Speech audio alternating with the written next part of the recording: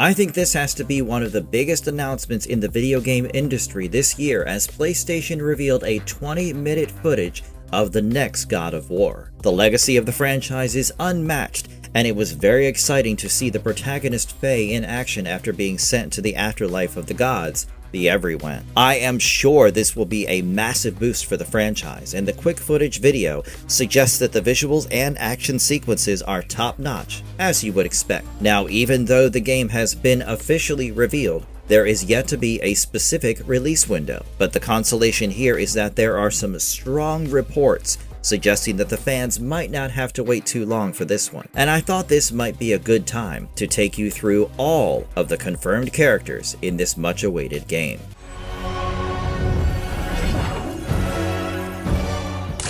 The protagonist, Laufey, Faye, her real Norse mythology and game role. Of course, this is the most important character because Laufey, or Faye as the protagonist, is the real showstopper here. She doesn't really need an introduction, but for those who don't know, in authentic Norse mythology, Laufey is Loki's mother, mentioned primarily through Loki's matronymic Laufey Jarson, or son of Laufey, rather than the customary patronymic. Her name derives from Old Norse words for leafy or foliage, suggesting she may have been a tree goddess associated with nature. Unlike most figures in Norse lore who take their father's name, Loki's choice of matronymic hints at an unusually close bond with his mother. Laufey is listed among the goddesses in the Old Norse god lists, and even though she remains remarkably enigmatic, virtually no myths survive detailing her actions or adventures. Her alternate name, Nal, references her slender and delicate nature, contrasting sharply with her game portrayal as a warrior. In some sources, she and her husband, Farbalti, are portrayed as potentially original primordial couples in Norse creation myths. But what has really impressed me is the bold reimagining in the video game. Santa Monica Studio transformed this obscure figure into Faye, a powerful Jotun or frost giant from Jotunheim and the last guardian of the Jotnar. The game gives her the epithet the Just, establishing her as a warrior whose battle prowess earned legendary respect. She possesses foresight magic, a quintessential giant ability in Norse lore. The game's creative license is deliberate because, as I said before, in actual mythology, Laufey is a goddess, not Jotun, and her husband Farbalti is the giant. Santa Monica inverted this, making Faye the frost giant, while keeping her as Loki's mother Atreus in the game. The Leviathan axe was created specifically for her, and she once fought Thor directly, so you know this is a character to be taken seriously.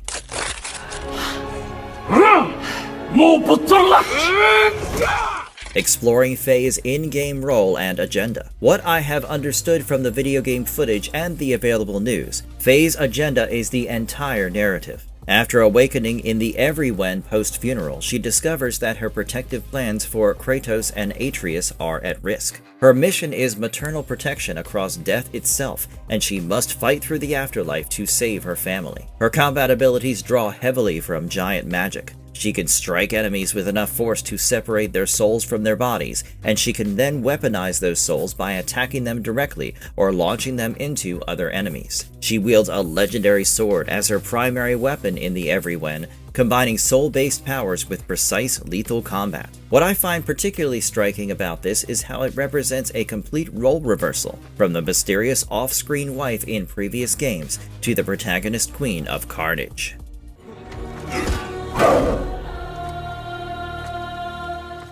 Sekhmet, Egyptian goddess of war. Before I dive into the potential video game role, let me first cover the mythological background of Sekhmet. This is one of ancient Egypt's oldest and most powerful deities, a war goddess and goddess of medicine simultaneously. Her name derives from the ancient Egyptian word Sekhem, meaning power or to be mighty, literally encoding violence and destruction into her identity. She is the daughter of Ra, Egypt's supreme sun god, and serves as the Eye of Ra, which is the vengeful manifestation of Ra's power. Sekhmet is depicted as a woman with a lioness's head, wearing a solar disk and the sacred serpent Uraeus. She is a solar deity who breathes fire. The hot desert winds were likened to her breath. She's called the Lady of Terror and she who dances in blood, and I think this describes her perfectly as a bloodthirsty punisher known as humanity's judge. But it is interesting to note that the mythology contains a crucial duality. While Sekhmet nearly wiped out humanity through uncontrolled slaughter, she got way too into it, as the game interview notes. She was also invoked to ward off disease and heal the sick. Her priests became Egypt's doctors, and she fixed broken bones despite her terrifying nature. She's associated with Hathor, often as Hathor's wrathful alter ego, and Bastet. Santa Monica chose Sekhmet deliberately as one of the ruthless gods from across mythology, vying for power in the Everywhen. As the Egyptian goddess of war, she represents the franchise's expansion beyond Norse mythology into a broader mythological universe where gods from different pantheons converge, and I think it is a brilliant idea. The developers specifically noted Sekhmet was created by Ra to punish humanity but became destructive. This backstory directly informs her antagonist's role. She's not evil by nature, but embodies uncontrolled wrath that threatens cosmic balance. What is her in-game role and agenda? Sekhmet appears as one of the two primary antagonistic gods Faye encounters early in the Everywhen, described as decidedly less than friendly toward newcomers. Her agenda centers on dominating the Everywhen, and she is one of the ruthless gods competing for power in this realm overflowing with dangerous magic. As a war goddess who nearly destroyed humanity, Sekhmet represents the destructive aspect of divine power that Faye must overcome. Her presence in the Everywhen demonstrates the realm's nature as a meeting point for gods from across existence who don't always coexist harmoniously. She likely serves as an early boss or major obstacle, testing Faye's abilities while establishing that the Everywhen contains threats from multiple mythologies, not just Norse.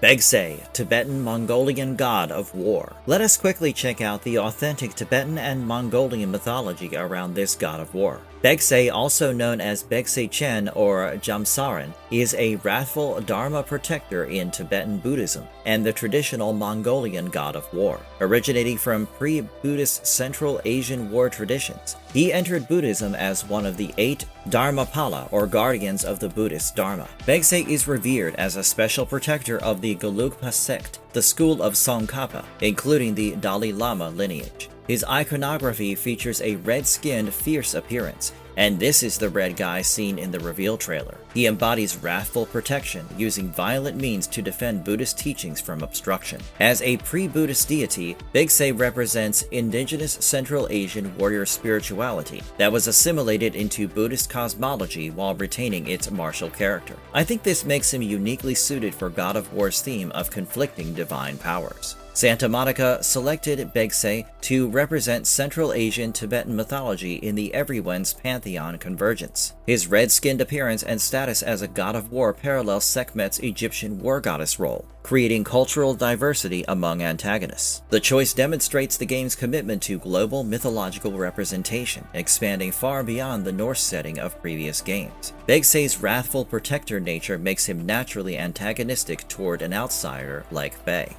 Exploring his potential in-game role. Begsay appears alongside Sekhmet as one of the 2 primary god antagonists Faye faces in the Everywhen. Like Sekhmet, he is decidedly less than friendly toward the newcomer. His agenda mirrors Sekhmet's securing power in the Everywhen and resisting outsider interference. As a protector deity, Begsay's in-game role likely involves guarding territory or resources within the Everywhen that Faye needs to access. His wrathful protector nature suggests he'll be fiercely defensive, making him a formidable combat encounter. Frank, the Cosmic Cube ally, origins and role. I find this to be a particular interesting entry because Frank is not from traditional mythology. He is a curious cosmic cube with an earnest disposition, created entirely by Santa Monica Studio. Voiced by Jack Quaid from The Boys, he is described as having a sincere nature despite his bizarre appearance. Some of the fans have pointed out that Frank represents original game mythology, the Everywen's native beings. He emerged prominently during the State of Play reveal as a memorable character. What will be his in-game role and agenda? Frank serves as Faye's ally and companion on her journey. His agenda is explicitly stated. He will do whatever it takes to protect his friends and the creatures of the Everywhen. This makes him morally aligned with Faye's protective mission. As a cosmic cube, he likely possesses reality-bending or magical abilities tied to the Everywen's nature as the birthplace and endpoint to which all magic returns. He provides both combat assistance and exploration support. I also find the voiceover casting to be a great choice because his voice acting by Jack Quaid suggests a charismatic, personality-driven character who adds humor and heart to the dark narrative. Rue, the Enchanted Ribbon Guardian, another unique creation and not traditional mythology. Like Frank, Rue is not from traditional mythology. She is an enchanted ribbon-like guardian created for the game. Voiced by Perlina Lau, she appears as a living ribbon with protective duties. Rue represents another native being of the Everywhen, demonstrating the realm contains unique creatures beyond adapted mythological gods. In the game, Rue's primary mission is guarding a devastatingly powerful sword from falling into the wrong hands. This quest intersects with Faye's journey as Rue becomes allied with both Faye and Frank. Her agenda centers on protecting the sword, and she will do whatever it takes to prevent its misuse. This likely involves combat encounters where enemies try to steal the weapon. As a Ribbon Guardian, she probably provides mobile, agile combat support and possibly exploration abilities, like floating and reaching distant areas. Together with Frank, Rue forms Faye's ally team, assisting in both combat and exploration as they venture deeper into the Everywhen. The Everywhen, the realm itself, concept and origins. The Everywhen is Santa Monica's original creation as the afterlife of the gods where all mythologies converge. It is described as the birthplace and final destination of all magic, and a transcendent realm above all known worlds. The name Everywhen itself suggests timelessness, where all mythological eras exist simultaneously. This explains why Egyptian, Tibetan, Norse, and other gods coexist despite historical periods spanning millennia. The Everywhen serves as the primary setting for the entire game. Its agenda is implicit as the source and destination of all magic, and it is the cosmic battleground where ruthless gods vie for ultimate power. The realm overflows with dangerous magic and contains both mythological gods and beings native to the Everywhen itself, like Frank and Rue. I would say it is far from harmonious, and gods from different mythologies do not come together in peace. Creatures beyond the gods, Norse enemies likely to appear.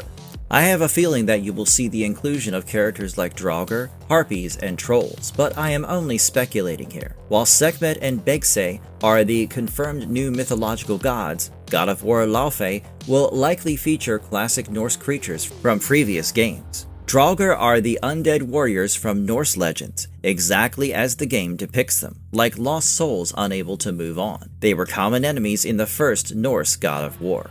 Harpies are monsters with deformed women's heads and bird or bat bodies. They are lifted directly from Greek mythology but appeared extensively in God of War's Greek era.